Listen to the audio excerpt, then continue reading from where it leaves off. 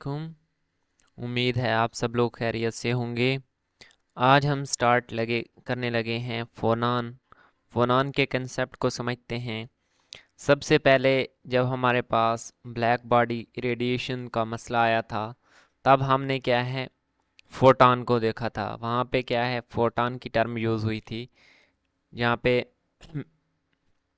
क्या है एक साइंसदान ने, ठीक है, क्या कहा कि हमारे पास जो एनर्जी होती है वो इन दी फॉर्म, वो कंटिन्यूस नहीं होती बल्कि वो इन दी फॉर्म ऑफ पैकेट्स होती है, जिसको हम क्वांटा कहते हैं। और इस मिनिमम एनर्जी को हम क्या है फोटॉन का नाम देते हैं। As we know that energy of electromagnetic waves is quantized. Quantized means in the form of packets, small tiny packets of energy, and this quantum of energy is called photon. ठीक है, तब हमने क्या देखा था, ये हम डिफरेंट सब्जेक्ट्स में क्वांटम मैकेनिक्स में भी पढ़ चुके हैं कि फोटॉन हमारे पास क्या होता है। इसी तरह एक टर्म इंट्रोड्यूस करवाई गई फोनान, के फोनान हमारे पास क्या होता है। ये किसने करवाई ये टर्म यूज़? को फ्रैंकल, ठीक है, ये कोई साइंसदान का नेम है, उसने ये टर्म यूज़ करवाई। और ये हमारे पास क्या है, ये ग्रीक वर्ड फोन से, ठीक है, फोन, उससे लफ्ज़ निकला है जिसका मतलब साउंड और वॉइस होता है, ठीक है।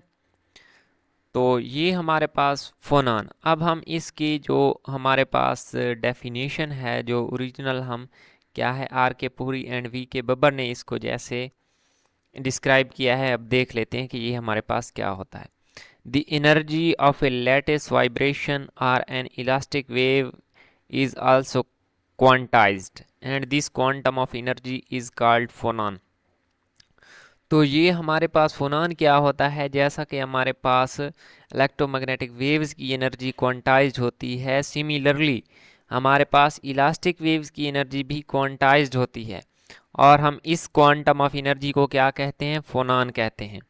कीप इन माइंड फोनान इज एनालॉगस टू फोटॉन, कि हमारे पास जो फोनान है वो ऑलमोस्ट हर प्रॉपर्टीज़ जो फोटॉन की हैं वही फोनान की हैं।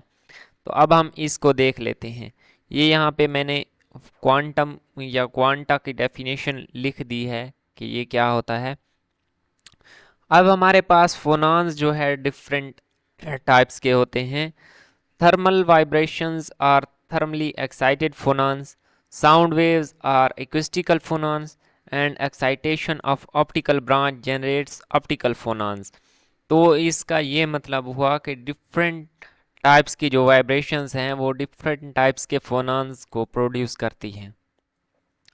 अब हमारे पास एनालॉजी हम यूज़ करेंगे किसके लिए, फोटॉन और फोनॉन की आपस में, क्योंकि फोटॉन और फोनॉन आपस में क्या है, एनालॉगस हैं। तो अब हम इस चीज़ को देखने लगे हैं। क्या देखने लगे हैं, फोटॉन की जो फोटॉन की जो प्रॉपर्टीज़ हैं वो क्या फोनॉन के साथ मैच करती हैं या नहीं, अब हम इस चीज़ को देखने लगे। The concept of wave particle duality holds good for phonons. जैसा कि हमने क्वांटम मैकेनिक्स में पढ़ा था कि जो हमारे पास फोटॉन होता है वो वेव पार्टिकल डुअलिटी को होल्ड करता है, ठीक है। उस पे हमने डिफरेंट एक्सपेरिमेंट भी पढ़े थे। तो यही सेम बात हमारे पास क्या है, फोनॉन के लिए भी है। फोनॉन भी हमारे पास क्या है, इस कंसेप्ट को गुड होल्ड करता है। अब energy of phonon is given by E N is equal to N H nu, या इसको हम कह सकते हैं एन एच कट ओमेगा, जिसको मैंने यहाँ पे ये देखे नीचे प्रूव भी कर दिया है कि ये एन एच न्यू और एन एच कट ओमेगा बराबर हैं आपस में, which is similar to energy of photon. अब हमारे पास फोटॉन की एनर्जी जो थी वो भी क्या है, एन एच न्यू थी। यहाँ पे एन इज इक्वल टू 1 2 3 4 5 जो भी है वो डिफरेंट नंबर है, कोई भी हो सकता है, ठीक है। और अगर हम ग्राउंड स्टेट के लिए देखें तो E1 is equal to H nu आ जाएगा या एच काट ओमेगा आ जाएगा, जिसको हम सिंपली ऑलमोस्ट यूज़ करते हैं E is equal to H cut omega, लेकिन इन जनरली अगर हम यूज़ करें तो इसको एन एच काट ओमेगा कहेंगे। अब ये हमारे पास क्या है, ये दूसरी सिमिलैरिटी है, दूसरी एनालॉजी है फोटॉन और फोनॉन की। अब जो हमारे पास फोटॉन है वो क्या है, वो एक बोसॉन पार्टिकल है, तो ये भी हमारे पास क्या है, एक बोसोनिक पार्टिकल है। और ये हमारे पास इसकी डिस्ट्रीब्यूशन फंक्शन को क्या चीज़ एक्सप्लेन करती है, बोज आइंस्टाइन डिस्ट्रीब्यूशन से हम इसको डिस्क्राइब कर सकते हैं। अब नेक्स्ट है हमारे पास due to particle nature of phonon, जैसा कि हमारे पास फोटॉन की नेचर क्या है, वो वेव पार्टिकल डुअलिटी को वो क्या है, होल्ड करता है, ये भी करता है। अगर हम इसकी पार्टिकल नेचर की बात करें तो अगर हमारे पास पार्टिकल नेचर ऑफ फोनॉन हो, तो अगर वो फोनॉन विद अदर फोनॉन और फोटॉन इंटरेक्ट करेगा तो वो एज अ पार्टिकल करेगा, और पार्टिकल्स जब एक दूसरे के साथ इंटरेक्ट करते हैं तो क्या होती है, स्कैटरिंग होती है। ये फार्मूला मेरा यहाँ लिखने का मतलब सिर्फ इस चीज़ को प्रूव करना है कि इसको बुक पे एन एच का टोमेगा लिखा हुआ था और मैंने एन एच न्यू लिख दिया, तो मैंने इसको बता दिया कि अगर हम एच पे 2 पाई डिवाइड कर दें और मल्टीप्लाई कर दें तो ये न्यू हमारे पास क्या है, फ्रीक्वेंसी को शो कर रहा है, ये वी नहीं है, ये न्यू लिखा हुआ है, ठीक है। तो h/2 पाई हमारे पास h कट होता है एंड 2 पाई f इसको कह लें, क्योंकि ये फ्रीक्वेंसी है, 2 पाई f हमारे पास ओमेगा के इक्वल होता है। अब नेक्स्ट चीज़ हमारे पास है द नंबर ऑफ फोनॉन्स में चेंज विद टेम्परेचर। अगर हमारे पास टेम्परेचर राइज हो तो हमारे पास क्या होगा, अगर डिक्रीज हो तो हमारे पास क्या होगा। अब हम ये चीज़ देखने लगे तो average number of phonons in a vibrational mode is given by, ये हमने कहाँ से देखा है, बोज आइंस्टाइन डिस्ट्रीब्यूशन। वो आप लोगों ने नहीं पढ़ी तो इस फार्मूला को आपने क्या है, याद कर लेना है कि एवरेज नंबर ऑफ फोनॉन्स हम कैसे निकालते हैं, ठीक है।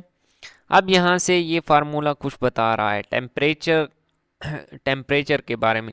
सो number of phonons can be increased और decreased by raising of lowering, और यहाँ पे लिखना है और लोअरिंग द टेम्परेचर रिस्पेक्टिवली। तो phonons can be increased by raising, अगर हम टेम्परेचर रेज करें तो हमारे पास फोनॉन क्या है, इंक्रीज होंगे, और अगर हम डिक्रीज करें तो वो हमारे पास लोअर होंगे, ठीक है। अब लेकिन फोनॉन के बारे में ये सजेशन तो दे दी गई कि ये एनालॉगस टू फोटॉन है, क्या किसी एक्सपेरिमेंट ने भी ये प्रूव किया है, क्या किसी आंख ने ये देखा भी है, नहीं, ये हमारे पास सिर्फ थ्योरेटिकल एग्जिस्ट करता है, ठीक है।